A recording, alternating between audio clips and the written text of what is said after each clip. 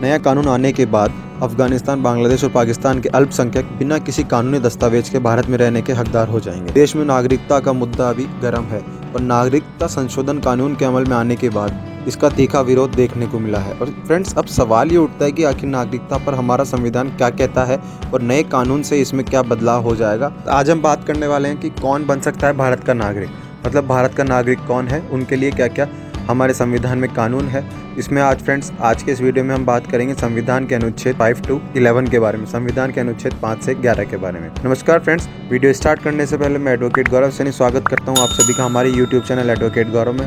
Friends, आप हमारे channel पर नए हैं तो इसे अभी सब्सक्राइब करें, साथ ही पास दिए गए बेल आइकन को प्रेस करें ताकि हमारी लेटेस्ट वीडियोस की नोटिफिकेशन आपको मिल सके। साथ ही आप हमसे हमारे टेलीग्राम और इंस्टाग्राम चैनल पर भी जुड़ सकते हैं ताकि वहाँ पे भी आप लॉ से रिलेटेड इस तरह की इन्फॉर्मेशन आप वहाँ पे भी देख सकते हैं। इसका लिंक आपको डिस्क्रिप्शन बॉक्स में मिल जाएगा। तो चलिए फ्रेंड्स, शुरुआत करते हैं आज के हमारे इस टॉपिक, कौन बन सकता है भारत का नागरिक, भारत के नागरिक कौन होते हैं और संविधान, हमारा जो भारत का संविधान है उसका संविधान के अनुच्छेद 5 से 11 इस बारे में क्या कहते हैं। नागरिकता को लेकर दुनिया भर में दो तरीके चलते हैं, दोनों के लिए लैटिन भाषा के दो शब्द काम में आते हैं। पहला जूस सैंग्यूनिस, इसके मुताबिक नस्ल या रक्त संबंध के हिसाब से नागरिकता दी जाती है, और दूसरा आता है फ्रेंड्स जूस सोली, इसके मुताबिक जमीन के आधार पर, यानी उस देश की जमीन पर पैदा हुए बच्चे को या उसके वंश के हिसाब से या उसके रजिस्ट्रेशन के हिसाब से नागरिकता मिलती है।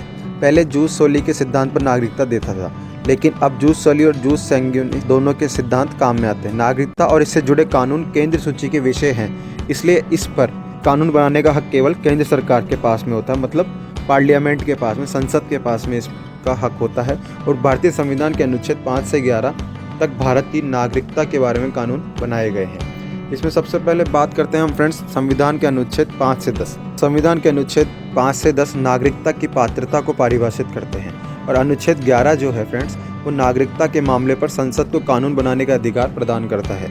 इसमें फ्रेंड्स मैं आपको ये बताऊं कि अनुच्छेद 11 का इस्तेमाल करके ही मोदी सरकार ने रिसेंटली जो नया नागरिकता संशोधन कानून CAA, सिटीजन अमेंडमेंट एक्ट बनाया है। अब बात करते हैं फ्रेंड्स अनुच्छेद 5 क्या कहता है। यदि कोई व्यक्ति भारत में जन्म लेता है और उसके माता पिता दोनों या दोनों में से कोई एक भारत में पैदा हुआ है तो वह भारत का नागरिक होगा। भारत का संविधान लागू होने के 5 साल पहले से भारत में रह रहा हो वह व्यक्ति भारत का नागरिक कहलाएगा। इसमें आगे बात करते हैं फ्रेंड्स अनुच्छेद 6 क्या कहता है। अनुच्छेद 6 में फ्रेंड्स पाकिस्तान से भारत आए लोगों की नागरिकता के संबंध में जानकारी देता है। इसके मुताबिक 19 जुलाई 1948 से पहले पाकिस्तान से भारत में आकर रह रहे लोग भारत के नागरिक होंगे, और 19 जुलाई 1948 के बाद आए लोगों को अपना रजिस्ट्रेशन करवाना होगा, और रजिस्ट्रेशन के लिए कम से कम 6 महीने भारत में रहना जरूरी है। दोनों ही सिचुएशंस में फ्रेंड्स नागरिकता पाने वाले व्यक्ति के माता पिता या दादा दादी का भारत में जन्म हुआ होना जरूरी होता है। इसके बाद में आता है फ्रेंड्स अनुच्छेद 7। अनुच्छेद 7 जो कहता है फ्रेंड्स वो है कि पाकिस्तान जाकर वापस लौटने वाले लोगों से संबंधित है। इसके मुताबिक यदि कोई व्यक्ति 1 मार्च 1947 के बाद पाकिस्तान चला गया और थोड़े टाइम बाद ही वो वहाँ से वापस आ गया तो, और उसे 19 जुलाई 1948 के बाद आए लोगों के लिए बने नियम मानने होंगे, मतलब उसे भारत में कम से कम 6 महीने तक रहकर अपना रजिस्ट्रेशन कराना होगा, तब उसे भारत का नागरिक माना जाएगा। और इसमें फ्रेंड्स संविधान के शुरुआती दौर में पाकिस्तान से आए लोगों के लिए नागरिकता के स्पष्ट नियम बनाए गए थे। इसके बाद में आता है फ्रेंड्स अनुच्छेद 8। ये कहता है कि विदेशों में रह रहे भारतीय लोगों के बच्चों की नागरिकता के बारे में है। इसके अकॉर्डिंग फ्रेंड्स कि विदेश में पैदा हुए किसी भी बच्चे को भारत का नागरिक माना जाएगा अगर उसके मदर फादर या दादा दादी में से कोई एक भारत का नागरिक हो और उसका विदेश में मौजूद भारतीय दूतावास में भारतीय नागरिक के रूप में रजिस्ट्रेशन करवाना होगा। इसके बाद में आता है फ्रेंड्स अनुच्छेद 9। अनुच्छेद 9 में फ्रेंड्स भारत के एकल नागरिकता कानून के बारे में है। इसके अनुसार फ्रेंड्स अगर कोई भारतीय नागरिक किसी दूसरे देश की नागरिकता ले लेता है तो उसकी भारतीय नागरिकता अपने आप ही खत्म हो जाएगी। इसके बाद में आता है फ्रेंड्स अनुच्छेद 10। इस अनुच्छेद 10 जो कहता है फ्रेंड्स कि अनुच्छेद 5 से अनुच्छेद 9 के बीच के नियमों का पालन कर रहे लोग भारत के नागरिक हैं।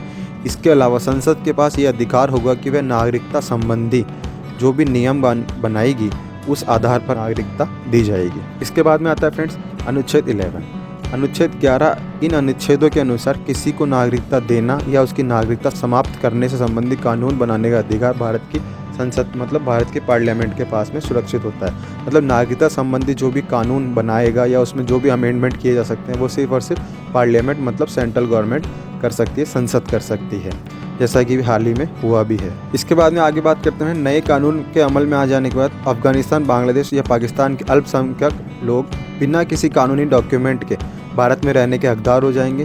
पहले ऐसा होने के लिए उन्हें भारत में 11 साल तक शरणार्थी के तौर पर बिताना होता था, लेकिन नए कानून के प्रस्ताव में आने के बाद से बस वे 6 साल में ही इसके लिए एलिजिबल हो जाएंगे।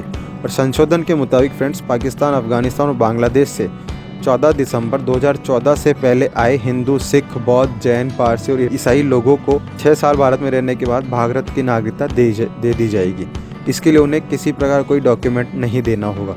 इसका मेनली फ्रेंड्स एक जो मकसद है वो ये है कि इन लोगों के लिए कि नागरिकता के नियमों को सहज बनाना है, जिनका इन तीनों देशों में धार्मिक आधार पर उत्पीड़न हो रहा है। तो फ्रेंड्स ये था आज का हमारा वीडियो।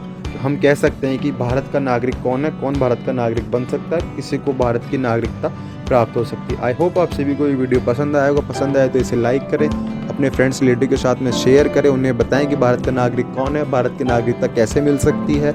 फिर मिलते हैं नए वीडियो के साथ में, तब तक के लिए धन्यवाद। जय हिंद फ्रेंड्स।